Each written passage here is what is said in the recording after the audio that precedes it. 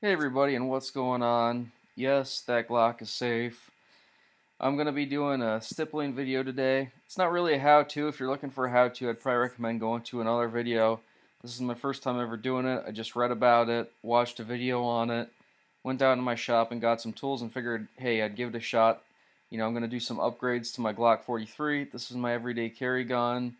Um, it was pretty simple. It took me about an hour. If you guys have any questions, feel free to leave a comment below. And if you want to just skip ahead to the end where I show the final thing, go ahead. I did, put some magazine release extension and mag extensions onto the Glock.